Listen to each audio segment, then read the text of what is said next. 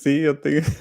Y ya estamos en vivo, amigos de Reconquista Network. Bienvenidos a esta sección especial de la entrevista / en directo. Y como ustedes saben, tenemos a nada más y nada menos que a Lucas Carena aquí con nosotros. Lucas, primero que nada, bienvenido y gracias por aceptar la invitación. Bueno, gracias Luis, es un gusto. Confírmenme por favor si me escuchan bien, si me reciben bien. Bueno, lo de Reconquista Network se ha transformado en un clásico. Yo te vengo siguiendo de tus encuentros con otro gran hermano hispanista, otro gran hermano en la hispanidad que es Patricio Lons. Te vengo siguiendo en esos encuentros.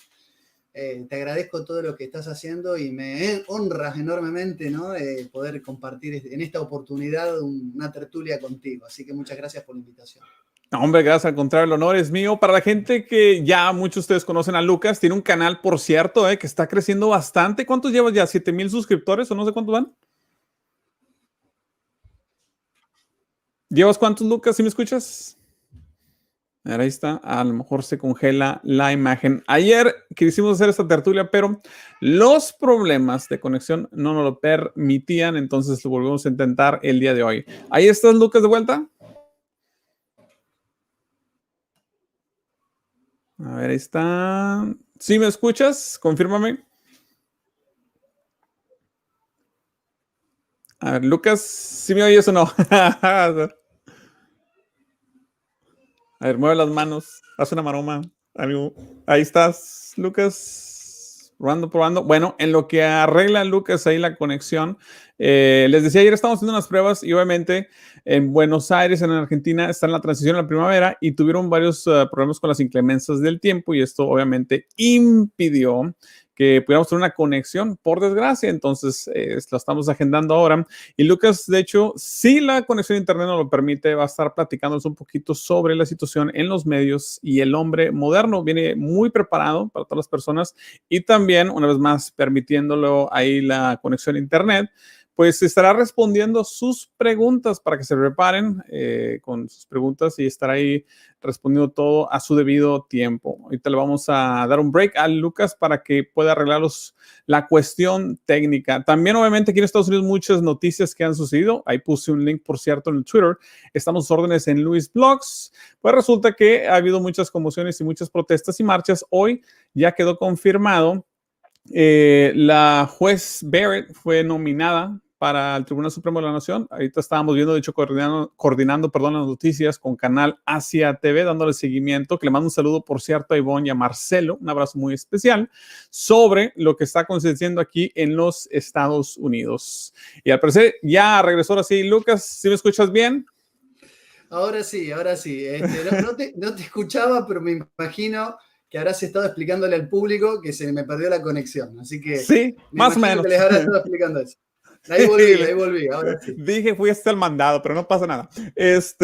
Lucas, antes de comenzar rápidamente, Dime. porque me mandaron un comentario que quieren saber un poquito más de tus orígenes, antes de entrar en materia. Rápidamente, Lucas, dinos de dónde eres y de dónde viene tu convicción, religiosa. Bueno, yo soy argentino, rosarino, soy de familia de cuna católica y soy, cristiano por opción y por convicción. Siempre digo lo mismo, por opción y por convicción. Tengo, por supuesto, una inclinación por un cristianismo, es decir, la catolicidad es una sola. Sí. Ni se negocia, ni hay vertientes. La catolicidad es una sola. Pero en ese contexto sí mis investigaciones me llevaron a rescatar un talante, un tenor, si se quiere, una impronta, que es la impronta gibelina, que se tradujo en una famosa batalla, ¿no?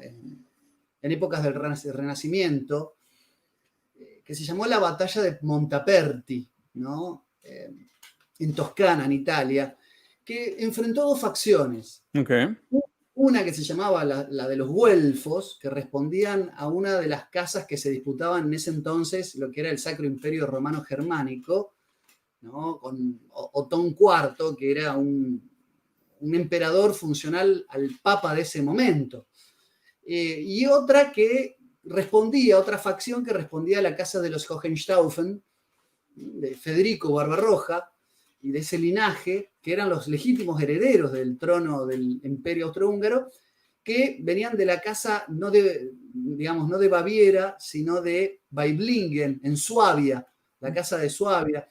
Y a estos de Waiblingen, de la palabra alemana Waiblingen, deriva el término italiano ghibellino. Oh. Que recupera insisto, no es una división cismática dentro del catolicismo, sino que es una impronta que tiene una religiosidad más proclive a lo que es la herencia occidental.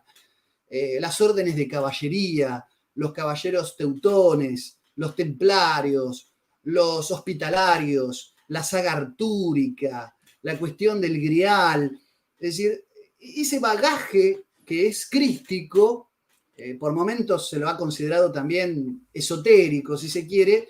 Yo la he investigado, no toda gnosis es una gnosis, no es un gnosticismo como el cátaro herético, no toda gnosis es contraria al catolicismo, y basta con leer los estudios de Julio Membiel en ese famoso libro, ese extraordinario libro que es de la cábala al progresismo. Hay una gnosis cristiano-católica que es una gnosis verdadera, porque gnosis significa conocimiento. Hay una revelación, si no, no haríamos teología, no haríamos reflexión teológica. La teología, por definición, es especular sobre Dios, cosa que otras religiones justamente no tienen, porque nosotros somos esa conjunción entre razón y fe. Fides coherens intellectum, intellectus coherens fidem. Es la fe que busca el conocimiento y el conocimiento que busca y no prescinde de la fe. No hay una contradicción entre conocimiento y saber revelado. Entonces, en esa línea, yo trato de recuperar ese espíritu guerrero que estaba, digamos, inmerso en las órdenes de caballería, que es una forma de entrega devocional basada en la lucha, basada en la conquista, ese espíritu de conquista de Occidente, y y lo que fueron las guerras santas, lo que fue las cruzadas. Ese espíritu católico a mí particularmente me inspira y me motiva, y trato de contagiar a otros esa inspiración. Eso no quiere decir que no sea una persona que también reza de manera penitente, que pide perdón, digamos, que es otra forma de entrega devocional igualmente válida, ¿no? Sí. Pero si tuviera que definir, me considero, como Attilio Mordini, un católico gibelino. Después, si quieren, en mi canal tengo algunas conferencias explicando un poco más de qué trata esto, ¿no? Pero insisto, no es una cosa, no hay que confundirlo con una cosa rupturista, cismática. Es una impronta, es un tenor, es una puesta de acento en uno de los aspectos de esa gran vastedad que es la catolicidad, que por definición es universal, ¿no? Lucas, ya aclarado esto, por cierto, suscríbanse al canal que él tiene, ha crecido bastante también. Ya establecido esto rápidamente, ¿nos puedes dar un ejemplo breve donde, ya debido a que acabas de mencionar que eres católico, la fe te ha ayudado en un momento de crisis? Me ha ayudado en muchos momentos. Me ha ayudado en momentos en que, por ejemplo, tuve que tomar una decisión muy importante y muy trascendente, como fue cambiar de orientación en el trabajo, en lo laboral. ¿En serio? Me ayudó me ayudó a cambiar mi perspectiva de ver las cosas, me ayudó a tomar coraje, a ser valiente y privilegiar la verdad, a supeditarme a un relato, a un constructo, producto de artificio, que los medios de comunicación llevaban adelante como estrategia, como estratagema desinformativa, y preferí renunciar a cierto prestigio circunstancial o ciertas oportunidades laborales en pro de aferrarme a ciertos valores, a ciertos principios, que no sean como los que decía Groucho Marx. Estos son mis principios y si no te gustan tengo otros. Bueno, me encontré con que en el mundo de los medios de comunicación y del periodismo, evidentemente éramos como los antiguos escribas, los Sí. antiguos amanuenses, eran los que locutaban los intereses del poder de turno o de la pauta oficial del gobierno. Claro. Y bueno, yo no me dejé fagocitar por esas posibilidades y preferí estar en un plano más periférico, más marginal, más residual, pero mantenerme con la conciencia tranquila. Y para esas cosas tuve que tomar decisiones donde me dio mi fe y donde me dio la gracia del Altísimo, sin lugar a dudas. Wow. Wow. O sea, ahora sí, como dicen en inglés, walk the talk. O sea, camínale la hablada, por así decirlo. O sea, respáldalo, por así decirlo. Bueno, Lucas, pues vamos ahora sí a entrar en materia. Una vez más te agradezco y le recuerdo a la gente que se suscriba a su canal. También está activo en Twitter y quiero agradecer antes de iniciar a nuestros queridísimos contribuidores en nuestra página de Patreon. Ahí lo buscas como Reconquista Network. Lucas, el tema ahorita en esta ocasión es el hombre moderno. Y para empezar a adentrarnos en el tema, quiero darles un poquito de descripción a las personas que nos están viendo de qué estamos hablando. Te voy a dar un ejemplo concreto. Estamos en una situación moderna, Lucas, donde obviamente estamos viendo la erosión de los estados, o sea, de las leyes, del aparato gubernamental, donde obviamente hay unos intereses detrás de ese poder. O sea, no es el gobernante quien está gobernando, sino quien está financiando. Estamos viendo una degradación del sistema político, para acabar pronto. Estamos viendo una degradación en nuestro entretenimiento, en nuestra cultura, en nuestras comunidades, en realidad, y entre otras cosas, y ahora está llegando, de hecho, hasta la familia. Ese es el hombre moderno actual. Mucha gente nos dice, bueno, ¿y cómo llegamos a esta situación? ¿Qué sucedió? Aquí es donde quiero que por favor nos ilustres. Por cierto, Lucas es autor, ha escrito 4 libros, ¿verdad, Lucas? Aparte de ser un gran comunicólogo y tiene una maestría. Entonces, Lucas, explícanos cómo llegó ahorita el hombre moderno, donde ha ganado el mundo entero, pero literal se ha perdido a sí mismo al grado de que ni siquiera puede escoger un baño. ¿Cómo llegamos aquí? ¿Qué sucedió? ¿Qué fue el evento cataclísmico que nos desvió, por así decirlo? ¿Tiene algún origen que tú veas o es completamente accidente?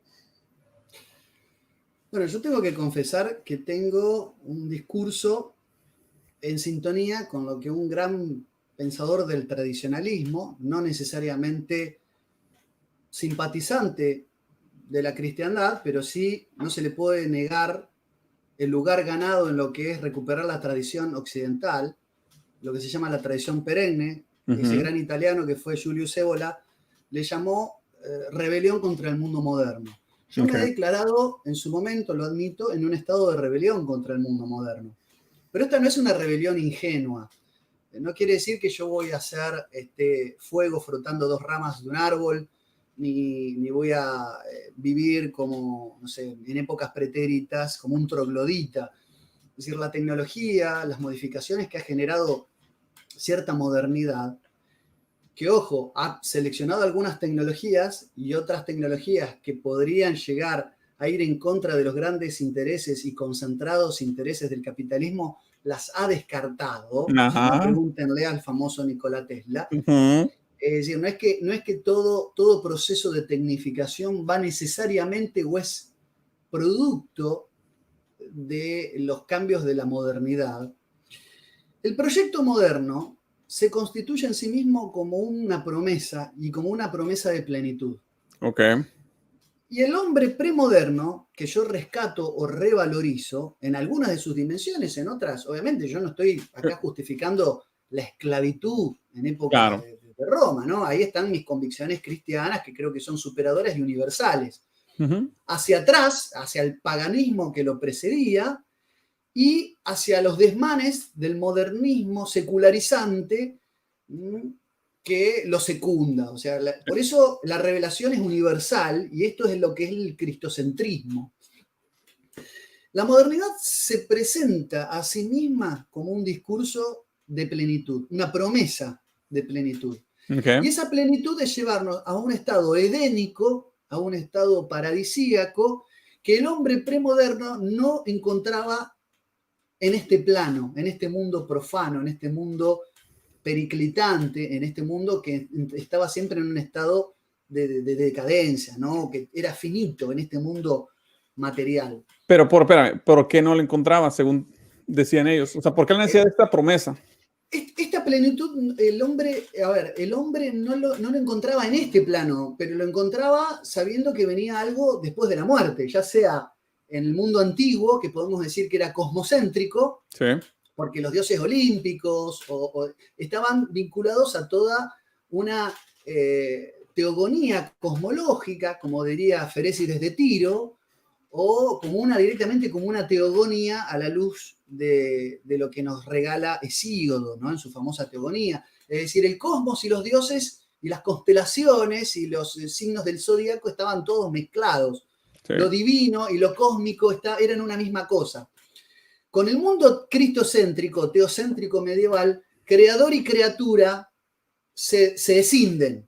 Es decir, incluso el universo forma parte de una creación.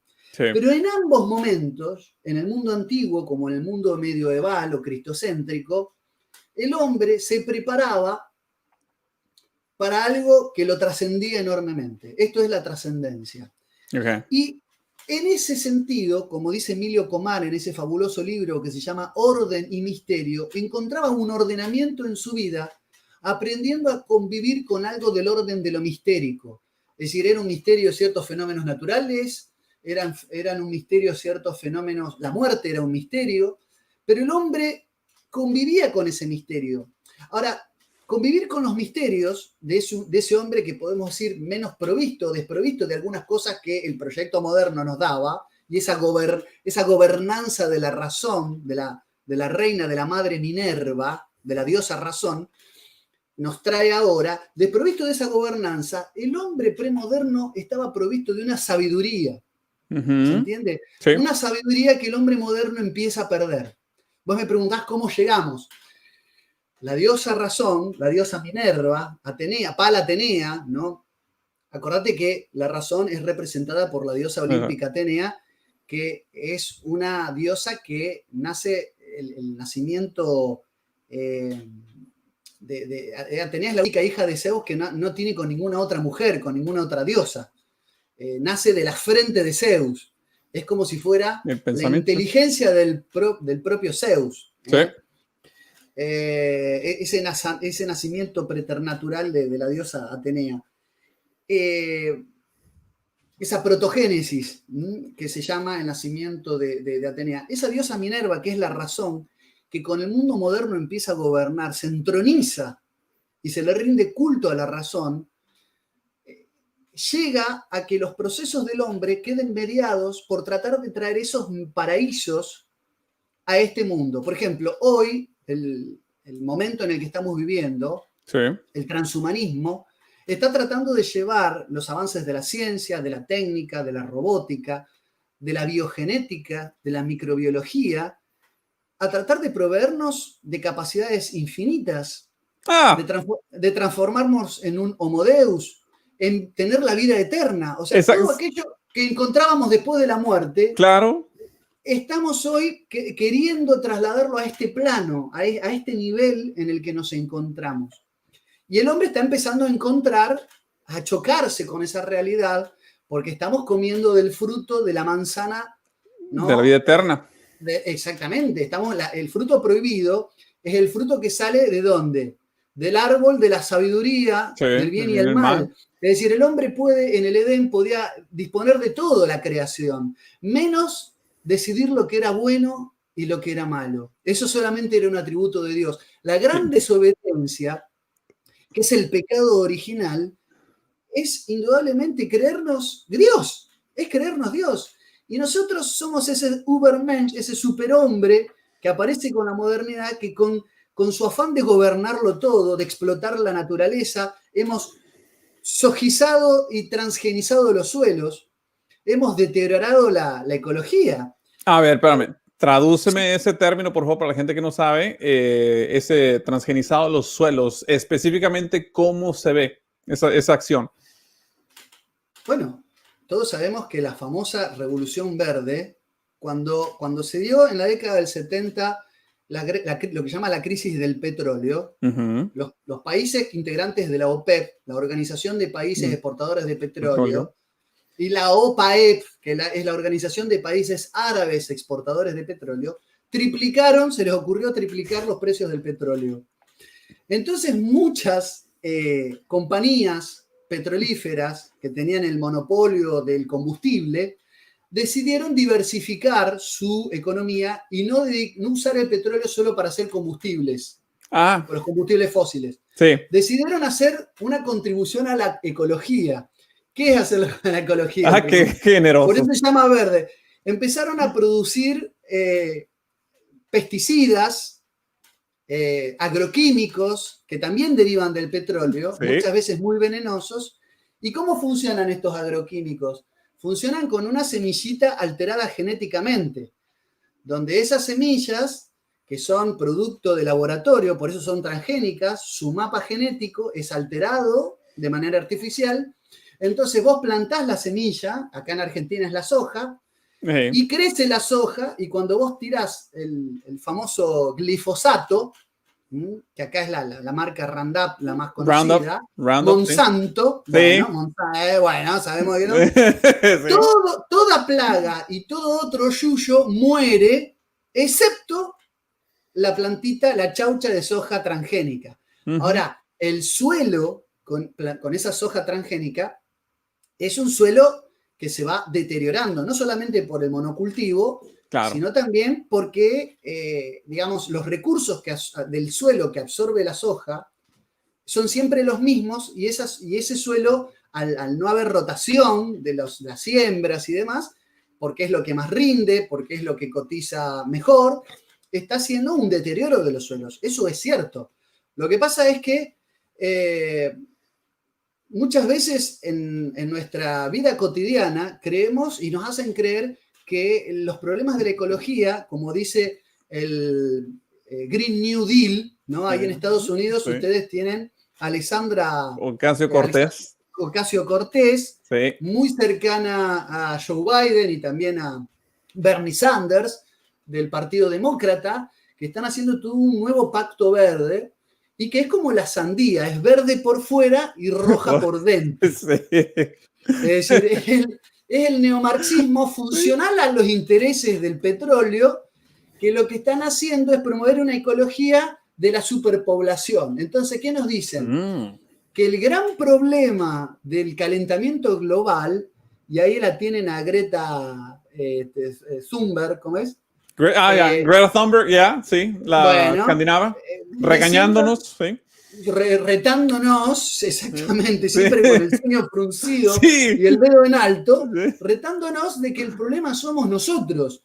Hay una superabundancia de población, entonces las políticas abortistas tienen un sentido también ecológico, de control poblacional. Aparece toda la geopolítica de la despoblación también desde la ecología.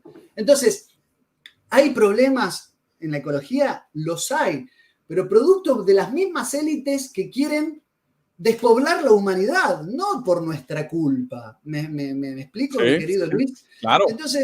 Entonces, digo, el hombre moderno que tiene la ecología es un solo aspecto.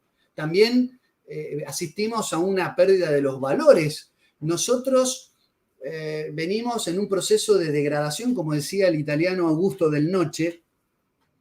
Somos el producto de lo que se llama una pérdida de lo sacro, un eclipse. Fíjate qué linda metáfora. Sí. Asistimos a un eclipse de lo sagrado, a un eclipse de lo sacro.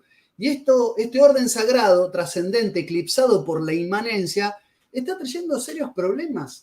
Serios problemas porque hoy tenemos venta de bebés por catálogo, con la subrogación de vientres, hay nuevas formas de trata de personas y esclavitud a través de una mala utilización del sistema de vientres subrogados. Hay también una deshumanización en todo lo que tiene que ver con la distribución de la riqueza. Basta ver los informes de Oxfam para ver que el 1% de la población concentra el 99% de los recursos naturales y económicos. El capital económico. El capital económico. Sí. Los mercados financieros. Hay apenas unos pocos bancos, podemos decir, hay un famoso informe, está el informe de François Morin, ¿no? Que se llama La Hidra Mundial, donde dice que hay 10 corporaciones bancarias, holdings bancarios, que controlan el 85% de las transacciones financieras a nivel mundial.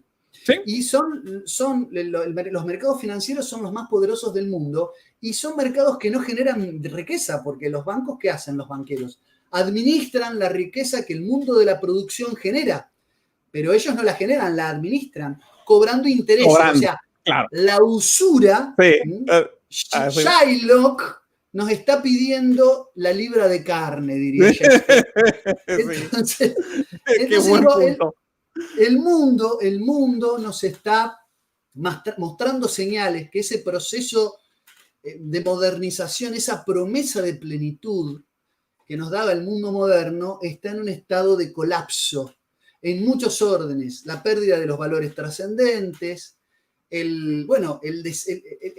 lo que cultivaba, mi estimado Luis, y a la gente que nos está viendo, lo que cultivaba el hombre premoderno, por saberse finito, sí, por saberse pequeño frente al cosmos, que no lo gobernaba, que estábamos arrojados en un mundo que nos excedía. El sabernos pequeños nos daba una sabiduría que era la sabiduría del desapego. Nosotros, el hombre moderno, ha perdido la capacidad del desapego. Perdemos un trabajo, perdemos, algo del orden de lo material y perdemos las ganas de vivir. Busquen primero el reino de Dios y todo lo demás será dado por añadidura. No os preocupéis ni siquiera de qué van a vestirse. Ese es el mensaje. Hacia eso tenemos que apuntar. No os preocupéis ni siquiera qué van a comer. Busquemos el reino de Dios y todo va a estar bien. Parezco un predicador, lo sé. A algunos se le habrá escapado una carcajada y está bien, pero la verdad nos hará libres. Y no podemos negarla, sino que tenemos que empezar a gritarla desde los tejados. Entonces, mi mensaje es simple.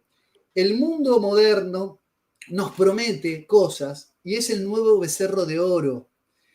Se ha convertido en un falso ídolo, el falso ídolo de la materia. Estamos sirviendo a Dios y al dinero. No le estamos dando al César lo que es del César y no le estamos dando a Dios lo que es de Dios. Estamos confinados. Alguien decía por ahí, seguimos caminando con el bozal, no estamos recibiendo los sacramentos, no estamos yendo al templo. Nos están terminando de matar aquello que es el reservorio de nuestra tradición y de nuestro origen, que es nuestra fe religiosa y la calidez del hogar y de la familia. Hago una pausa para darle un sorbo a mi café. Muy bien, dale. Pues ya primero que nada, qué bueno que mencionas esto de estamos con la brújula o el compás equivocado, buscando los bienes materiales en lugar de buscar el reino de Dios.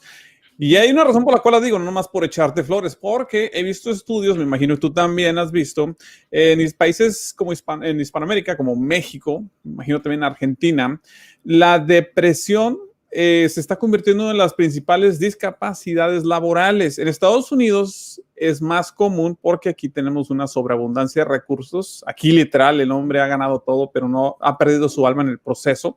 Esa es otra batalla un poquito diferente. Pero a lo que voy con esto, Lucas, es conforme estamos vislumbrando el panorama al futuro, donde la depresión cada vez se hace más presente en los jóvenes, y hoy un escenario como el que acabas de mencionar, que alguien lo despiden de un trabajo, pues literalmente ese desapego no forma parte de su haber, no fue criado, digámoslo así, toda una vida desde joven a entender ese misterio y ese desapego, pues cuando llegue ese momento de la vida, y va a llegar, por cierto, y muchas veces no saben cómo responder más que con pues terminar su vida, por desgracia. No lo hagan, ese es uno. La segunda, Lucas, pues te invito a entrar a un valle muy oscuro, ya que estamos adentrados en el tema. Ok, nos están tratando de quitar todo remanente de lo divino. Ok, nos están tratando de borrar nuestra naturaleza. Estamos en un orden contra natura. ¿Qué sucede? No digo que vamos a llegar ahí, pero ¿qué sucedería si realmente estas elites, digámoslo así, sigan a salir con la suya y realmente nos convertimos en números, en masa, por así decirlo, y dejamos de perder nuestra esencia ontológica de personas, perdemos nuestra, dicen en inglés, personhood, lo que nos hace humanos, nuestro ente, así decirlo? ¿Cómo se ve ese mundo, según tú? Bueno, dos cosas. Primero déjame recomendarte una película. Tarea obligada, ¿no? Para ver. Hay una película de origen noruego, es una película noruega, que se llama Den brysomme mannen, The Bothersome Man, traducida en castellano como El Inadaptado. Sí, la de- ¿Vos la viste? Bueno, es una película que te muestra el mundo de la posmodernidad, de lo que son los paraísos de los estados de bienestar del mundo nórdico, de la Europa nórdica, donde está esto de la depresión y esto del vaciamiento, es decir, un hombre vaciado de contenido. El inadaptado, en el fondo, era una persona que buscaba el cariño y el amor como principio y fin en un mundo que lo proveía de todo, de trabajo, de bienes materiales y demás, pero donde las personas estaban como vaciadas de sentimientos, ¿no? Eran como autómatas, estaban zombificados. Es una película surrealista, ¿no? Muy surrealista. Porque él ni siquiera puede suicidarse. Es una cosa no le siente sabor a la comida, no le siente el olor a las cosas, todo es gris. La estética de la película es muy interesante, pero es una película para meditar. Yo se la he dado para que la vean mis alumnos en la universidad y es muy interesante. Es decir, en realidad estamos asistiendo a lo que nos devuelve esta promesa. No es algo que, bueno, nosotros en realidad tenemos que privilegiar el valle de lágrimas, privarnos de cosas, vivir como menonitas, ordeneando vacas, renunciar a la energía eléctrica y cultivar la huerta orgánica en el patio de nuestra casa y no comer otra cosa. Nosotros no tenemos que ir al aislamiento, que vamos a volver, como decía Caturelli, a las catacumbas por la persecución que están llevando contra el orden, insisto, trascendente, y nosotros como predicadores de ese orden, bueno, eso es un hecho consumado y no hace falta que se los explique yo, ustedes lo están viendo. Claro. No estamos en los medios de comunicación, nos proscriben, nos persiguen, estamos apartados de todo. Claro. Pero lo que quiero decir que ya la devolución, incluso aquellos que gozan de los beneficios, entre comillas, que da este modelo de plenitud en este plano en la Tierra, están pagando el costo, están sufriendo las consecuencias de ese mundo vaciado de sentido profundo, ¿no? Esta Europa envejecida, esta Europa atomizada, esta falta de valoración de lo que es la familia tentacular. Los países iberoamericanos todavía tenemos esa calidez del yugo familiar, Sí. de vivir bajo la égida de los seres queridos, y a lo mejor no tendremos, pasaremos otros tipos de miserias, otras hambrunas, pero todavía tenemos ese reservorio que nos quieren arrebatar y es lo que tenemos que proteger. La familia, los niños. En la película esta no había niños. Es sumamente interesante. No les quiero terminar de contar el final, pero les doy algunos detalles para que realmente la vean. Y lo segundo que vos preguntabas, digamos, la élite si se sale con la suya. Sí. A ver, nosotros ya somos un número para estas élites. Y para no hablar y que no empiecen a decir que somos conspiranoicos, cuando hablamos de la élite, en realidad tenemos que hablar de grupos económicos que están bien documentados por un informe de la Universidad de Zúrich. Son 47 corporaciones que se reducen a 7 u 8 grandes familias. Claro. ¿No? Los Goldman Sachs, los Warburg, los Rothschild. La revista The Economist acaba de presentar una portada donde nos muestra una mano gigante que tiene una correa de la cual tiene un collar en el cuello un hombre con tapabocas, que a su vez tiene un perro agarrado de una correa con collar y el perro también tiene un bozal tapabocas. Bozal. Es decir, eso presentó en mayo de este año, cuando se declaró la pandemia, la portada de la revista The Economist, que es el semanario económico de la familia Rothschild, sin más, de en Londres. Rothschild. Entonces, esto no es teoría de la conspiración. Para estas familias, para estos magnates, que los podés encontrar en listados todos, ¿no? En distintas revistas de publicación de público conocimiento, La revista Forbes, por ejemplo, Sí. pone los rankings de las familias más poderosas del mundo y vas a ver que algunos apellidos se repiten siempre. Ujú. Hagan el ejercicio, no me crean a mí. Digo, para estas élites nosotros ya somos un quantum. Para estas élites nosotros ya somos un número, ya somos una masa amorfa. Ahora, nosotros ante esto tenemos que hacer lo que decía también Julius Evola, que es cabalgar el tigre. No replegarnos al ostracismo, a ser ermitaños, sino ocupar todos los espacios institucionales sin Claro. claudicar a nuestros principios, pero con valentía, con la verdad no tememos ni ofendemos. Tenemos que tratar de ir al frente, bien digo. Tenemos que ocupar los espacios institucionales, tenemos que recuperar la cátedra, tenemos que lograr consolidarnos como a lo que estamos llamados a ser. Mensajeros, transmisores de algo que consideramos que es lo que nos lleva a la verdadera plenitud y tratar de sacar a los demás de manera, insisto, caritativa, Claro. caritas in veritate, ¿no? Amor en la verdad. Sacarlos de este culto a lo que es la idolatría moderna. La modernidad se ha constituido en un culto idólatra y nosotros tenemos que sacar ese velo y tenemos que sacarlos, como decía la alegoría de la caverna que está en el libro 7 de la República de Platón, tenemos que, aunque seamos señalados y aunque seamos vituperiados por hacerlo, tenemos que sacar a nuestros, conciudadanos, a nuestros amigos, incluso vamos a ser señalados y negados en nuestra propia familia. No he venido a traer la paz, sino la guerra. A enfrentar al padre y al hijo, a la nuera y a la suegra.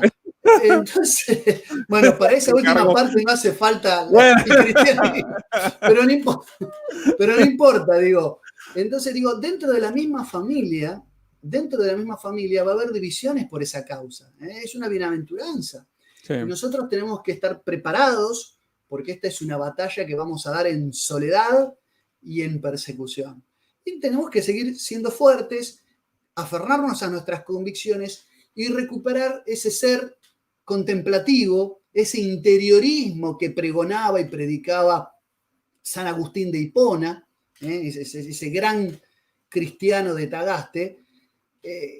Tenemos que buscar ese hombre interior, ese hombre contemplativo. Nosotros vamos a alcanzar esa plenitud mirando hacia adentro, sí. No dejándonos fagocitar por las dádivas, por las limosnas de este sistema de estas familias. Que es opresor desde el, claro, pero es opresor desde el hedonismo, sí. Desde la lógica del consumo.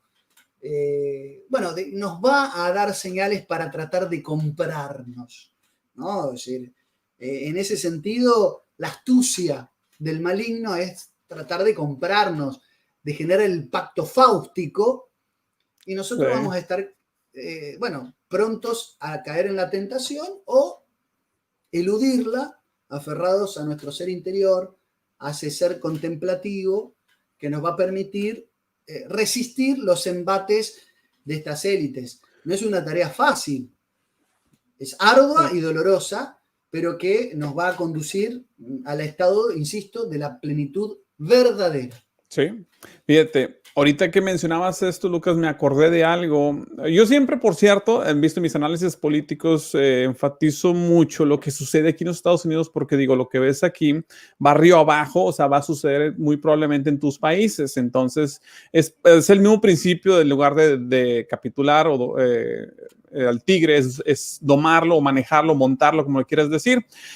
Me acordé de un libro aquí en los Estados Unidos que salió recientemente de un autor que era originalmente, empezó protestante, se hizo católico, se decepcionó de la fe y luego se convirtió a la ortodoxia, que no está en comunión con Roma. Estamos hablando de los ortodoxos en cisma específicamente, porque hay ortodoxos en comunión con la Santa Sede. En total, de vuelta con esto, se llama Rod Dreher y tiene de hecho una columna muy popular entre los conservadores en The American Conservative, Y él se hizo famoso porque escribió un libro, está basado en Luisiana, que se llama The Benedict Option, la opción benedictina. No sé si has escuchado sobre él.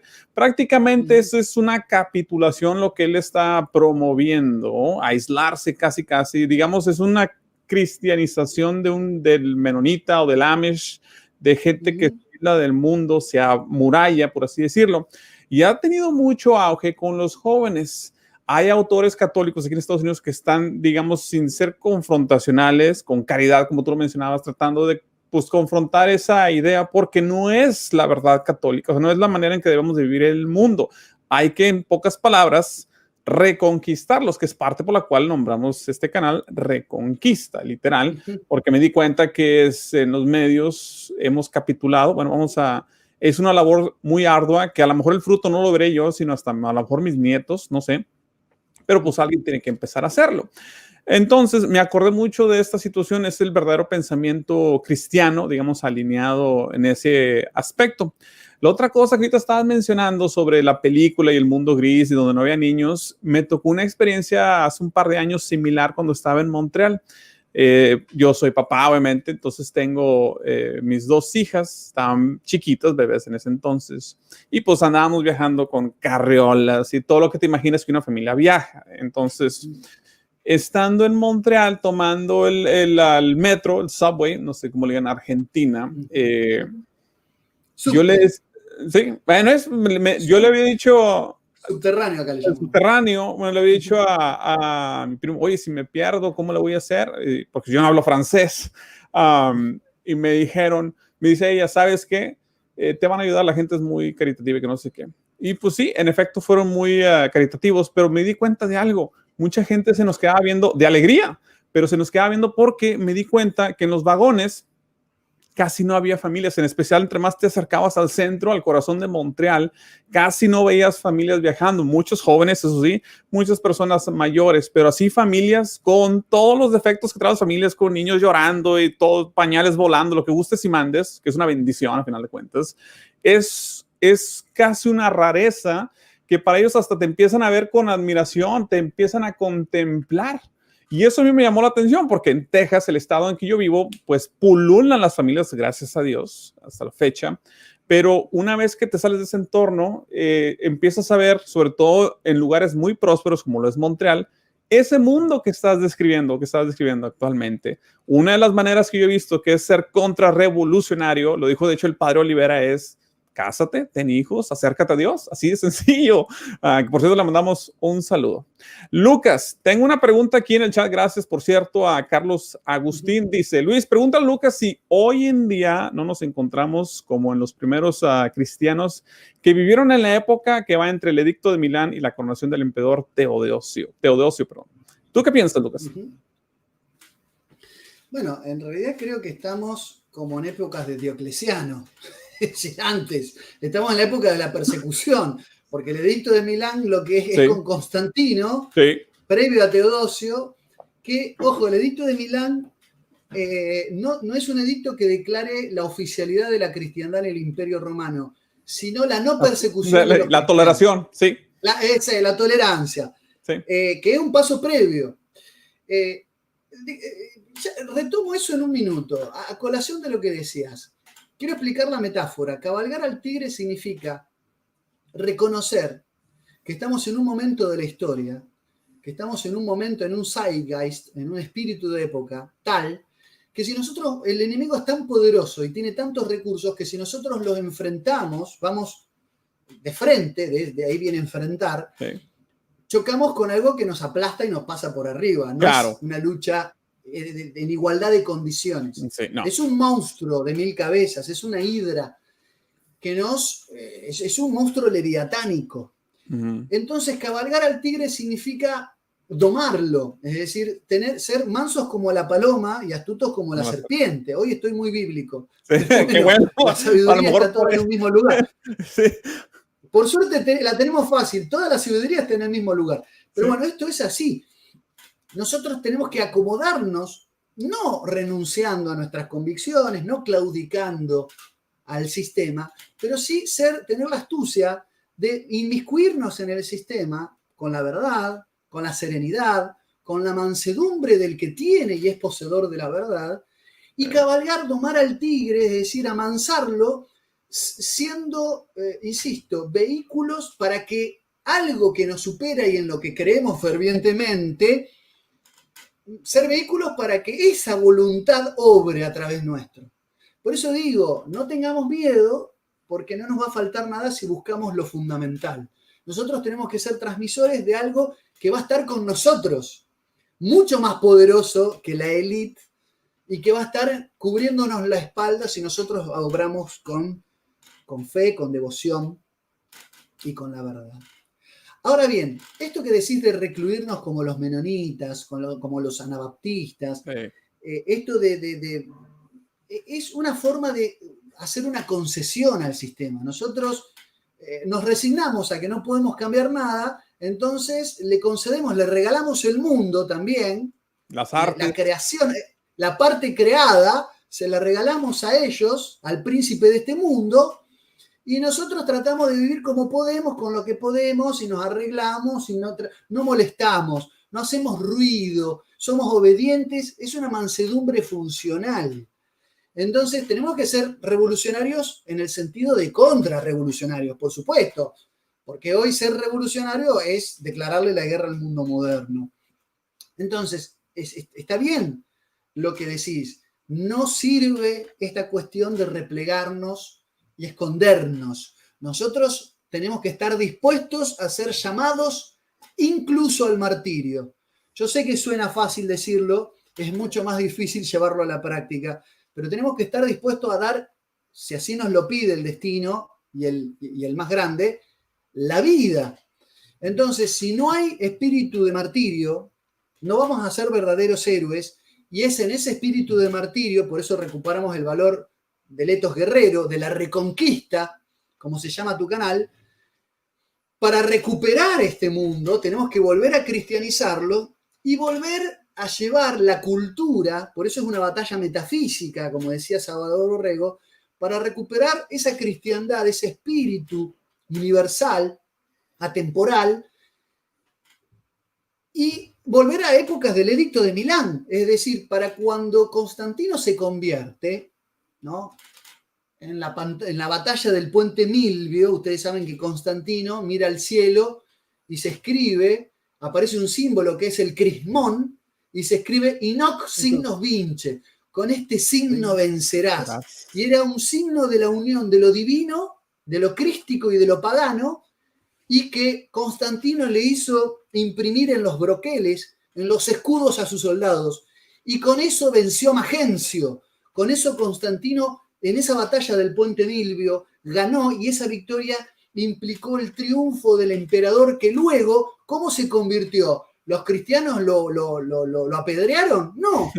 Internamente hizo la conversión. Dios obró en él, y el más poderoso se convirtió en uno de los nuestros. ¿Sí? Los caminos del más grande son tan poco predecibles que cuando Roma lo tenía todo, se convirtió en nuestra, vino para nuestro bando. Hay que dejar que Dios obre, que haga lo suyo. Nosotros tenemos que facilitar y de manera esperanzada. Entonces, ojalá estuviéramos como en épocas del Edicto de Milán. Estamos como en épocas de Diocleciano. Estamos escondidos en las catacumbas, pero para poder medianamente celebrar la Santa Misa, cada vez menos.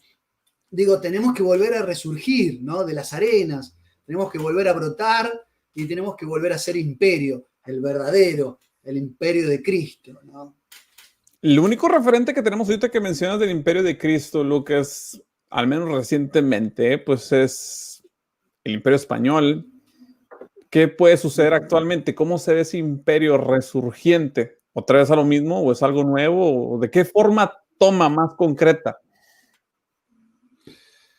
Bueno, a ver, el capítulo Hispanidad nos abre un montón de puertas, pero sí, indudablemente la Hispanidad, y esto hay que decirlo, la Hispania, las Hispanias, son un capítulo dentro de la romanidad. Sí.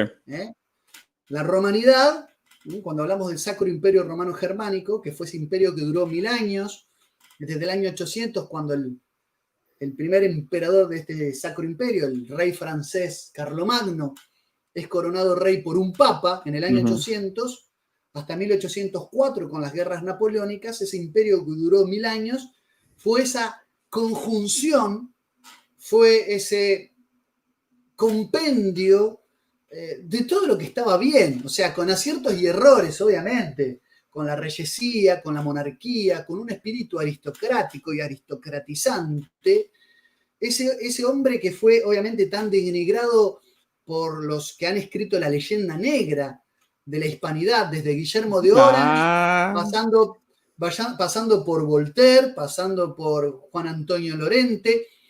Es decir, aquellos que escribieron la leyenda negra de la hispanidad católica son los que se encargaron de hacer de ese momento, insisto, de paroxismo de lo crístico, en convertirlo y solamente exponer sus miserias, ¿no? Porque obviamente, como toda época, la Edad Media tuvo luces y sombras. Claro. Tuvo luces y sombras. Y esto que estoy diciendo seguramente es que es contrarrevolucionario para aquellos que se han comido la historia que del mundo premoderno han escrito los autodenominados iluministas. Ellos dijeron, nosotros somos la luz y ellos son la oscuridad. Literal le llamaron la era oscura, o al menos acá en inglés le llaman la Dark Ages, o sea, la edad oscura, así como que, espérame, ¿con qué referente te autodenominas? ¿Desde dónde viene? Pero sí, Condillac, Condorcet, Diderot, D'Alembert, el mismo Rousseau, escribieron esa enciclopedia que no sirvió para nada. Es decir, que no generó ningún cambio en el mundo, se encargaron de teorizar desde el púlpito, desde la poltrona, desde la Torre de Marfil, hacer un compendio de saberes enciclopédicos, de ahí la enciclopédica de Diderot y de D'Alembert, y compendiar todos los saberes vistos hasta la época, y no generaron ningún cambio sustancial, no generaron ninguna modificación. Los grandes cambios, lo que de bueno tiene el modernismo, el espíritu, la revalorización de la mujer, la supresión de toda forma de esclavitud, todo vino por la gran revolución del cristianismo. Sí. Es mentira que le debemos algo a los modernistas. Los modernistas son como las 3 ranas del Apocalipsis, ¿no? Los modernistas, los liberales y los marxistas, decía Leonardo Castellani. Ese gran teórico argentino que fue Leonardo Castellani. Toda una leyenda. ¿Sabes dónde nació? Nació en el norte, en Reconquista. ¿En serio?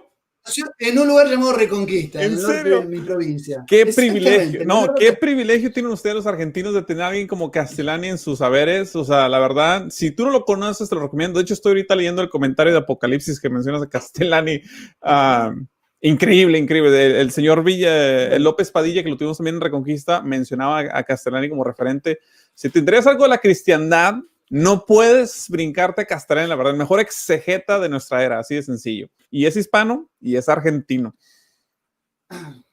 Bueno, Leonardo Castellani hablaba de las 3 ranas del Apocalipsis.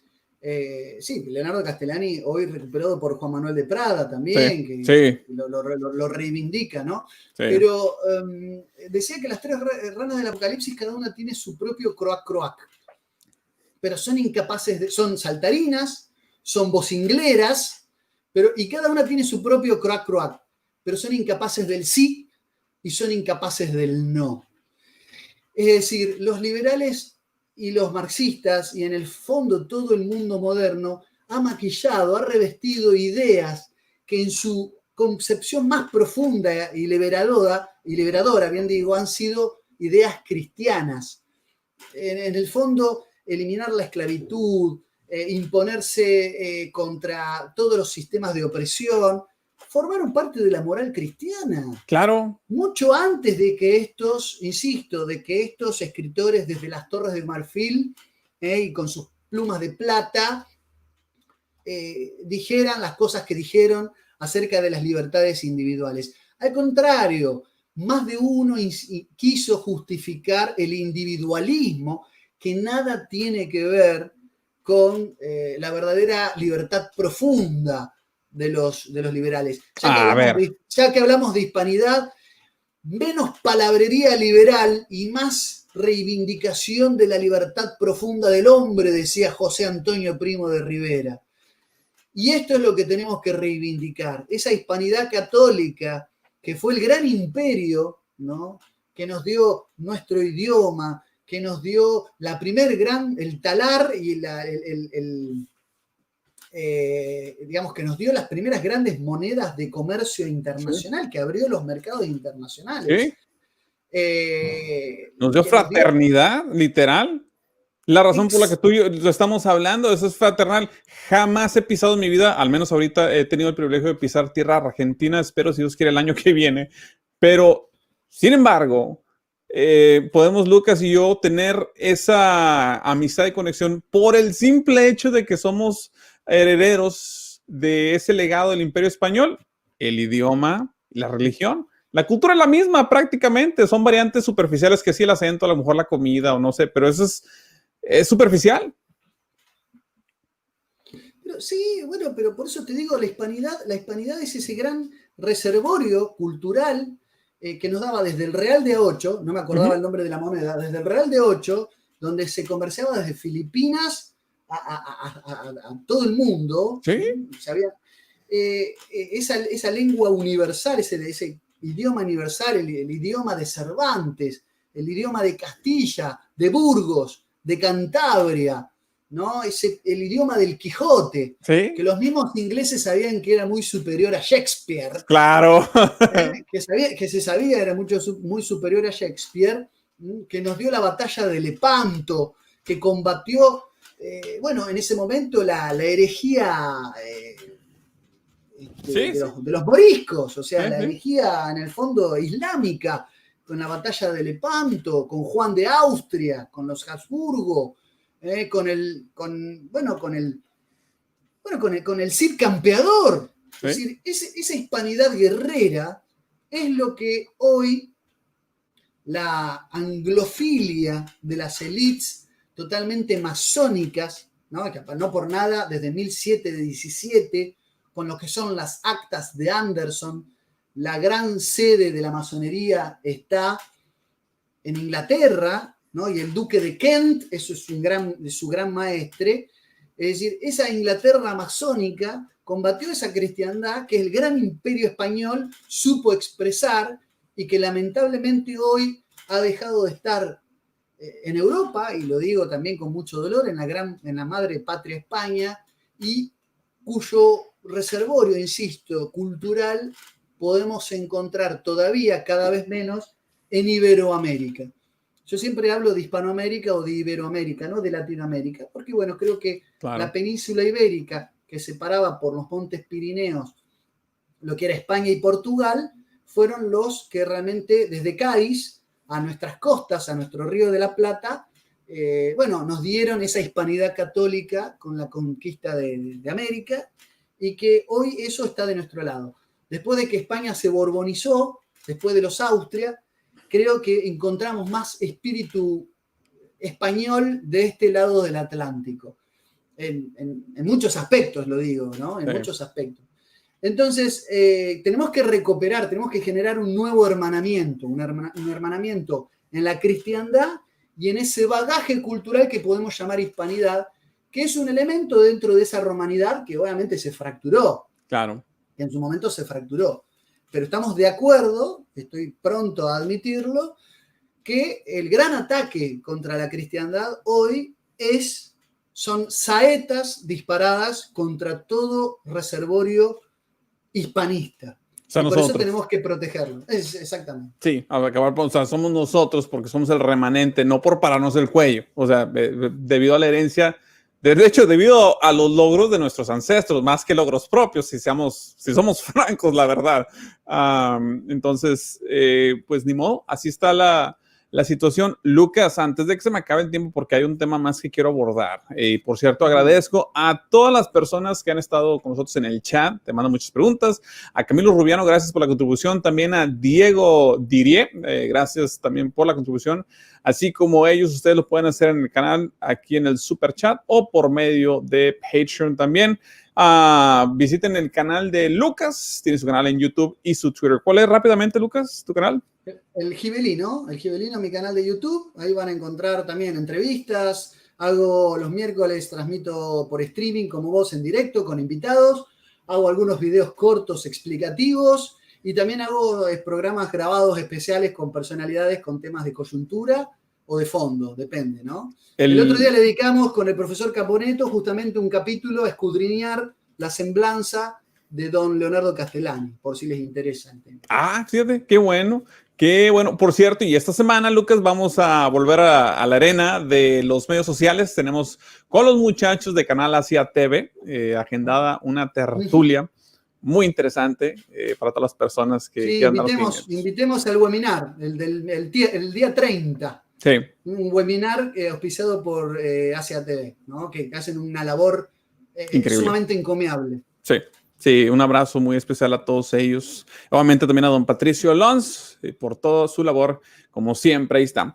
Oye, Lucas, ya que estamos hablando ahorita de esta sesión, quiero un tema antes de cerrar que exploremos rápidamente, porque mencionas de la era de Carlomagno y termina en la Revolución Napoleónica.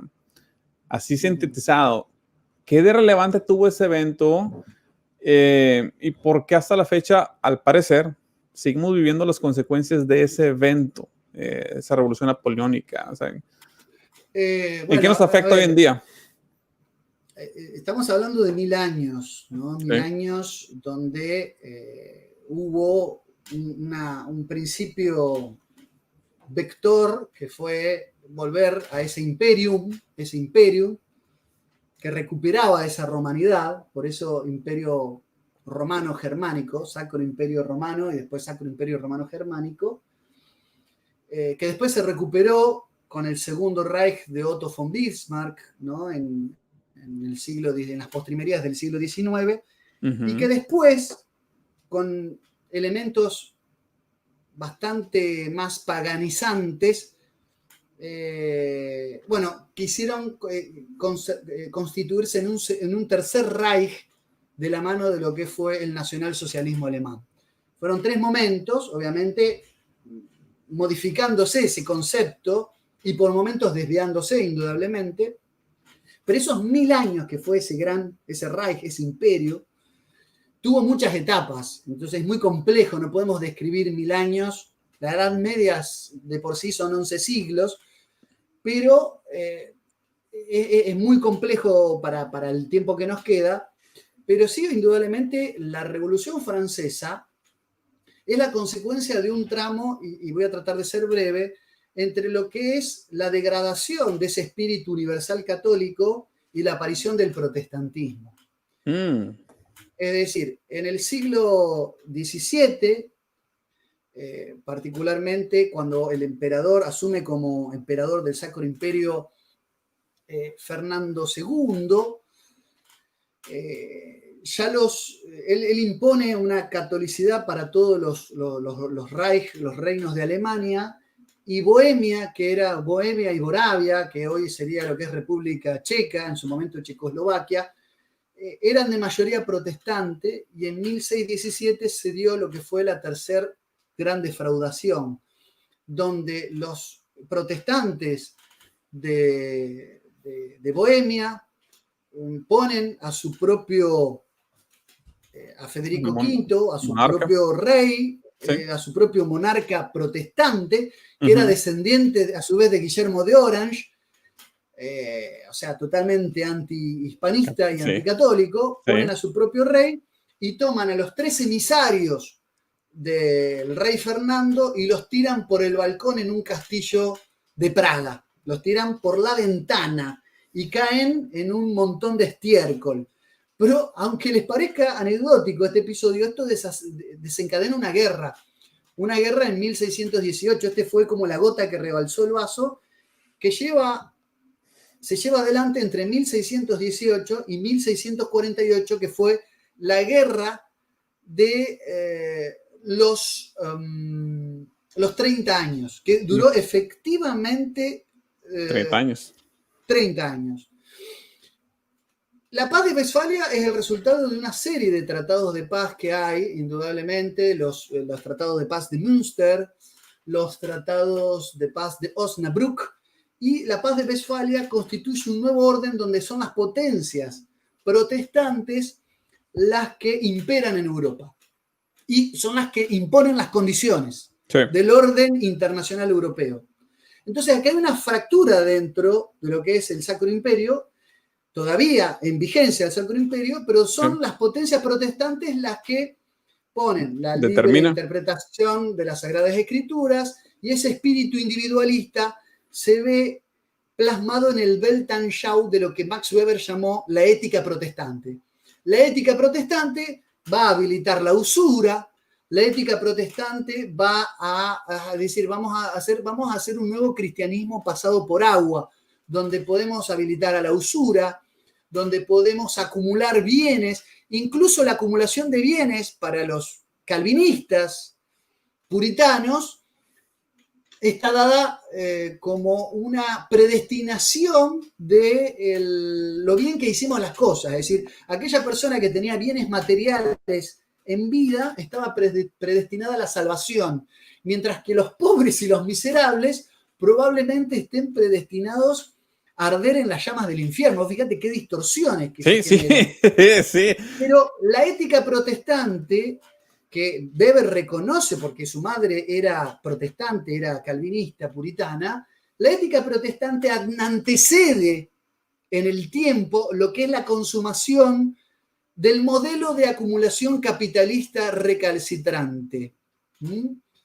Entonces, en este contexto, ese capitalismo, pero obviamente, sin un espíritu centrado en la persona, esa acumulación de bienes que no están al servicio del hombre, sino que lo cosifican, van a generar los cambios y las modificaciones de las que estuvimos hablando, hasta ese abatir de las monarquías absolutas, insisto, no sin reconocer los errores que puedan haber tenido, de esas monarquías absolutas que tienen su momento simbólico o su detonante en la Revolución Francesa. Pero la Revolución Francesa no es solamente la decapitación, ¿no?, de Luis XVI y de María Antonieta. Representa el triunfo de la burguesía sobre la monarquía y el espíritu burgués capitalista sobre el orden aristocrático de la reyesía imperante. Es decir, hay un proceso que va desde ese protestantismo, ese culto a la individualidad, a lo que son los valores o antivalores promovidos, embanderados y tremoleados por la Revolución Francesa de igualdad, libertad y fraternidad, que fueron cuando Austria-Hungría forma el imperio austrohúngaro con el lema Amor, Justicia y Paz. Amor, Justicia y Paz era una suerte de contestación a esta igualdad, libertad y fraternidad que los girondinos y los jacobinos se ufanaban de embanderar. Entonces, hay un proceso que va entre la paz de Westfalia y el orden internacional decretado en 1648 y lo que un siglo y medio después va a ser la Revolución Francesa, que abarca todo el espíritu modernizante y modernizador de Europa.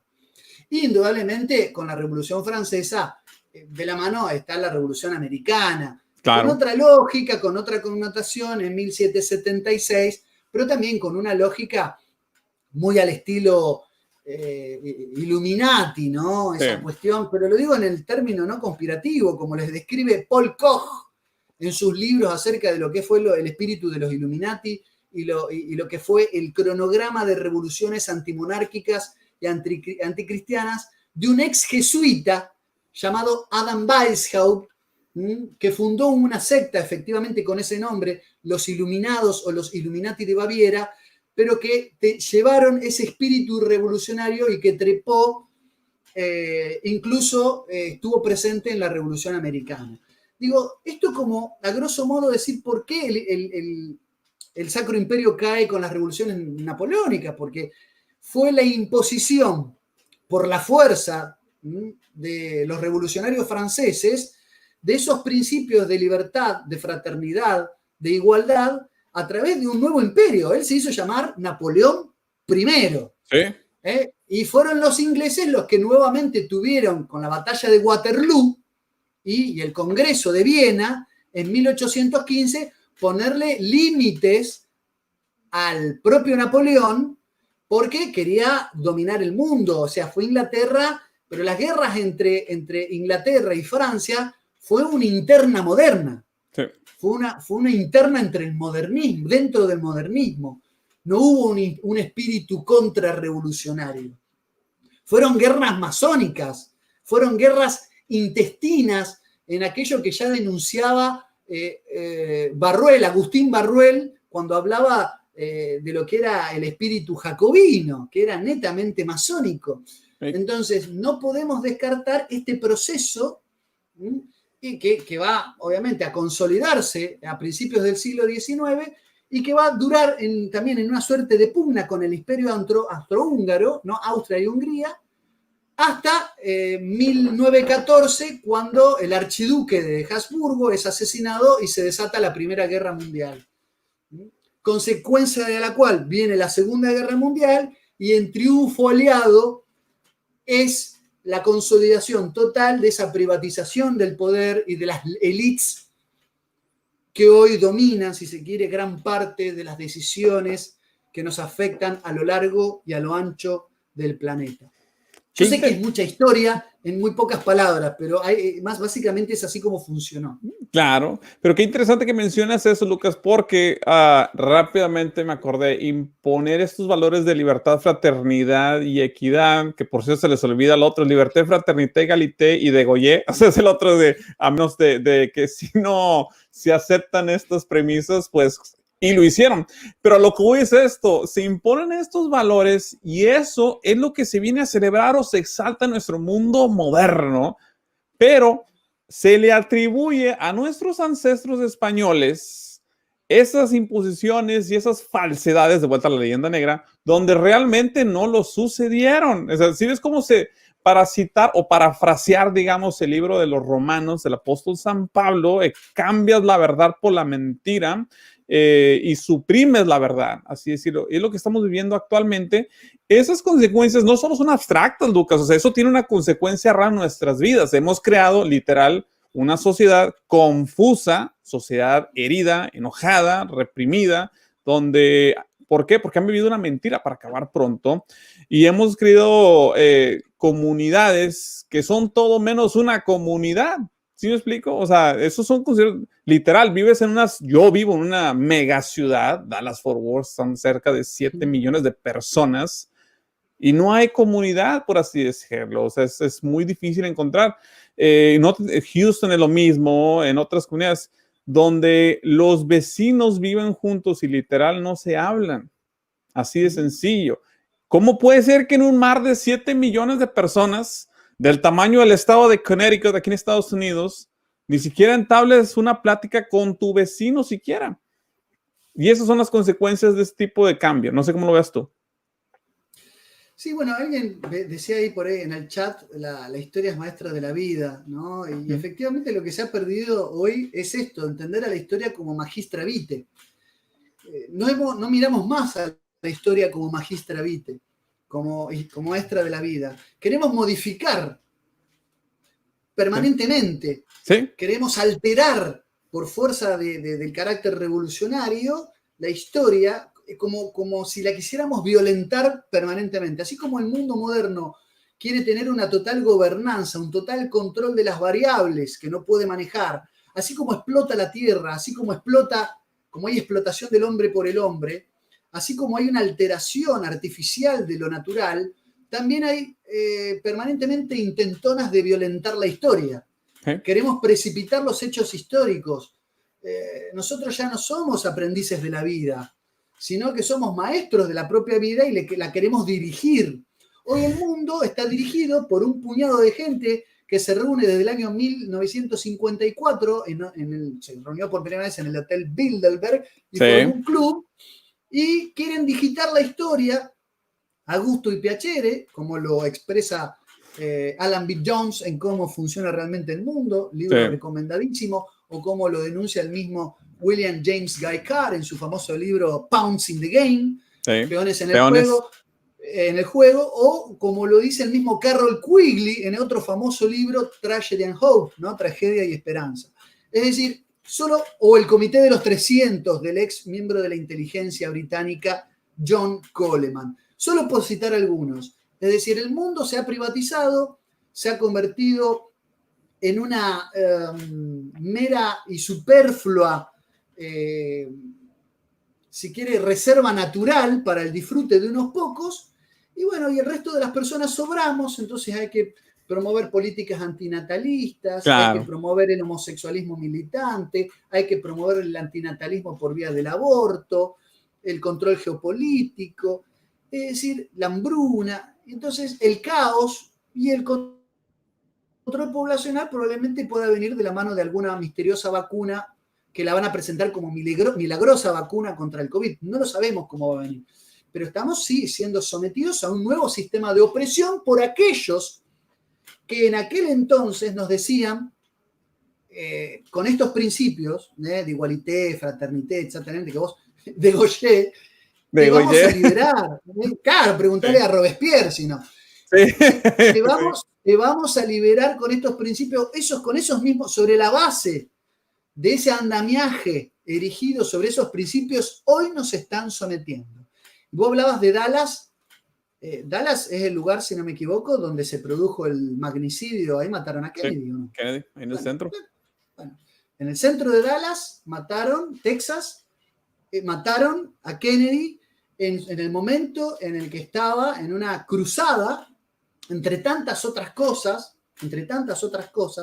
donde había sacado una orden ejecutiva, una orden operativa, no sé bien cómo le llaman, que era como si sería un decreto de necesidad de urgencia nuestro acá, para volver a recuperar, para sacar la emisión de la moneda de la Reserva Federal, fíjate vos, para quitar la Reserva Federal, generar los famosos dólares Kennedy con respaldo en plata, en lingotes de plata, y sacar y que el Estado recupere la moneda de curso legal sin que sean bancos privados los que endeudan. Hoy el ministro de Finanzas de Estados Unidos hace ya varias décadas que lo pone Goldman Sachs. ¿Sí? Y Estados Unidos se ha convertido en el país más endeudado del planeta. Y te voy a dar un tip para agregar a la conspiración. Disculpa que te interrumpe, Lucas, pero aquí da la casualidad, me imagino que es coincidencia, que en Dallas está uno de los bancos de la Reserva Federal.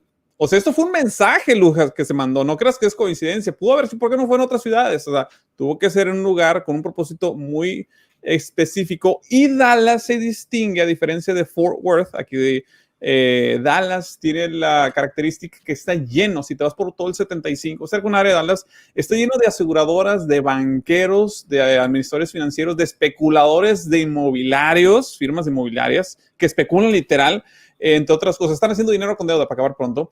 O sea, es un mensaje muy bien plantado y muy claro a lo que estabas especificando tú, Lucas. No es coincidencia, es a propósito. No, ¿cuándo se crea la Reserva Federal? En 1913.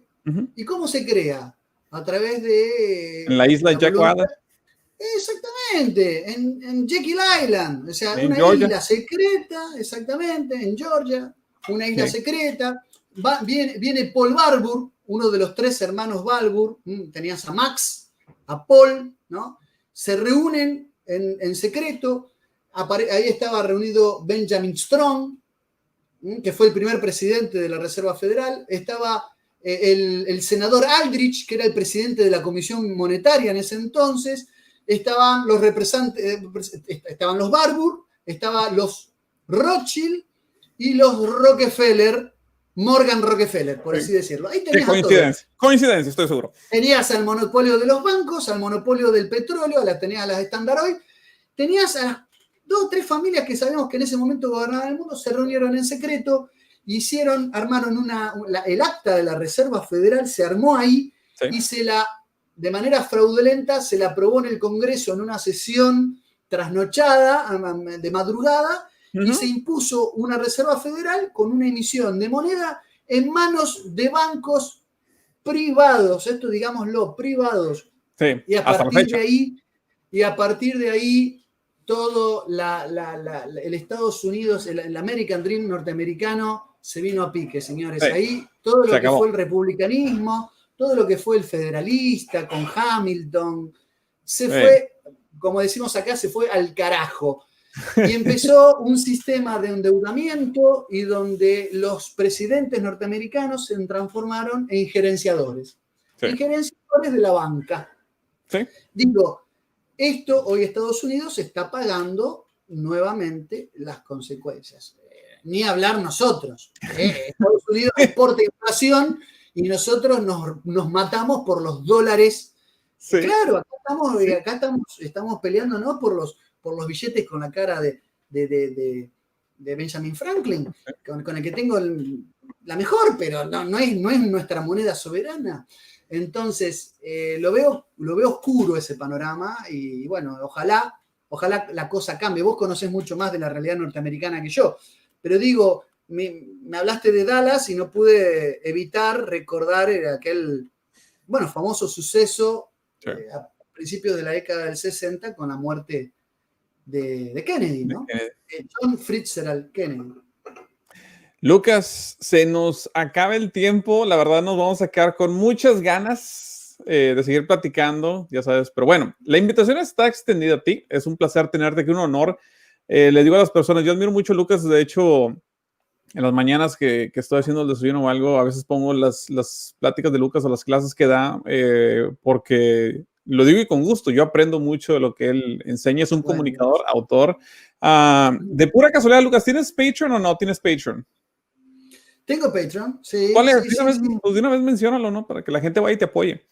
Sí, me buscan. La verdad es que yo lo tengo. Si entran en mi página, está en el margen superior derecho el enlace directo para hacer su aporte y convertirse en mis mecenas, que serán bien recibidos. Y si no, lic de licenciado lucascarena@gmail es mi correo de Gmail, lic.lucascarena@gmail. Es mi cuenta de PayPal, si alguno quiere hacer alguna contribución así esporádica, ¿no? Y no ser mecenas mensualmente. Sí. También me pueden colaborar internacionalmente por PayPal o por Patreon. Cualquiera de las dos me van a ayudar siempre a crecer, a mejorar y como lo hacen con vos, por supuesto. Claro que sí, perfecto. Entonces, por favor, y no se les olvide, por favor, agregar a Lucas y un servidor a sus plegarias. El estar en la batalla frente a la verdad siempre conlleva estar expuestos, como todo. Pero pues bueno, estamos como siempre tras la verdad, bajo el manto de Nuestra Señora la Virgen, para que nos esté cuidando en esta travesía que estamos en este mundo, buscando el reino del cielo. Así de sencillo. Lucas, nos despedimos, muchas gracias. Y como siempre a todos en el chat les decimos, y aquí Lucas...